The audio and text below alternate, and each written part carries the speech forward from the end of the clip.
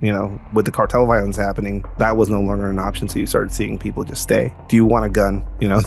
Questions like that, because the worst enemy of a Mexican is another Mexican in the U.S. That's usually our worst enemies. I get a lot of criticism because I talk ill of the current administration. The past two presidents that have left office are hiding in Spain right now. For me, coming to the U.S. was an opportunity. If I say Mexican cop, everybody is immediately going to think about corruption. Yeah, if call 911, nobody's going to show up. Oh, I get that.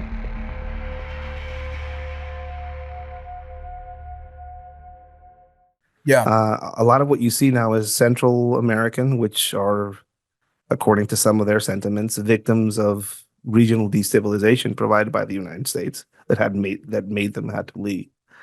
And Venezuelans form a giant bulk of some of the new immigration waves you're seeing in the U.S. And some of them are being perceived very differently than some of the other immigration waves, like the Mexican waves that went on in the 2000s and 90s. They're just a different type of immigrant. And what are you seeing with them versus Mexico? I mean, Mexican immigrants would go to the U.S. to work to send money back to Mexico. Yeah, that was a phenomenon, and it still is. I mean, I'm not saying that we're at zero as far as Mexicans crossing the border, but that's no longer a sentiment that you feel that much in Mexico of me going to seek a better life in the United States. That's not as common as it used to be. Now you're seeing Venezuelans coming through, and they are all about the benefits. Not all of them, but the sentiment you get from them is very different. They're not in the U.S. to work, to make a living, to send back home, and to maybe create a home for themselves that they can retire to, which is kind of the generalized Mexican sentiment has always been, I'll make a life for myself and then I'll go back. And then, with the cartel violence happening, that was no longer an option. So you started seeing people just stay. It's just a different. It's a different motivations for these current waves. Most of these waves are now mass migrations caused by regional destabilization and insecurity versus people looking for opportunities in the United States to make a better life for themselves and their families. I mean, I came to the U.S. and immediately I was like, hey, I just need to get to fucking work. When I went out of the immigration offices in San Diego, I was met with a bunch of individuals just showing me how much money I can get off the government if I went on all these programs. When I was like, yeah, dude, which one of these gives me a job? But that's the immigrant experience in the U.S. It's very different from, my mother's generation, my grandmother's generation of coming across working and making a living. You're correct. There's a lot of people looking for the benefits that the government now gives. Government money. Yeah. I mean, for me, it's like, and again, I had to leave for security reasons. But the sentiment that I get, and I talk to a lot of immigrants on both sides of the border, and it's always like a thing that I ask them is like, are you going back? Or are you staying? What do you think? Do you want a gun? These questions like that, because, these perceptions that I've always, the worst enemy of a Mexican is another Mexican in the U.S. That's usually our worst enemies. And I've gotten a lot of criticism from people who are second, third generation sons of immigrants who don't even speak the language anymore, who are trying to tell me about the realities of the country that I just came from. Right?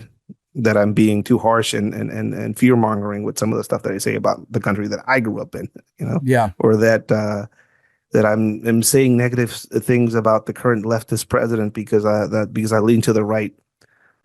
Don't get me wrong, I don't like any of the former presidents of Mexico. They were all corrupt, and there's a reason why most of those fuckers are hiding in Spain after they get out of office. Right? I get a lot of criticism because I talk ill of the current administration. And I talk ill of all of the past administrations. Every single the past two presidents that have left office are hiding in Spain right now. Felipe Calderon and Enrique Peña Nieto, both of them probably complicit in some sort of cartel influence in their administrations. And I worked under both of their administrations. You have Martinez Luna, who was part of the Calderon administration, who is now under federal custody in the U.S. for clear cartel ties. Somebody that was recognized and commended by the FBI, for example. I mean, he has all these accommodations and stuff like that. And he's a cartel guy. So the perception that as immigrants that we as immigrants have with existing Mexicans or immigrants in the U.S. Of our views. For me, coming to the U.S. was an opportunity. It was also a privilege, and more so than the benefits that I was going to get, I was really excited about the responsibilities that I could have.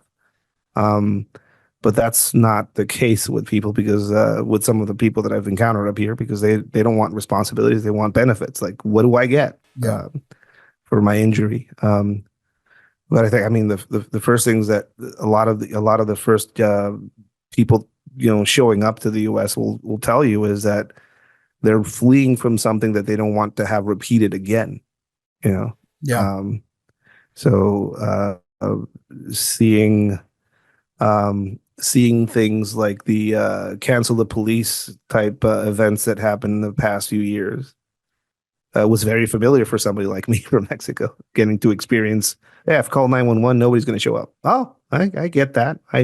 That's familiar to me, and as somebody from Mexico.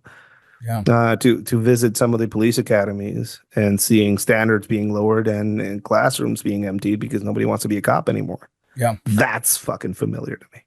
Yeah, and I'm sure all the other people who come from other countries are seeing little hints of the beginning of what destroyed their country or what destroyed the economic position.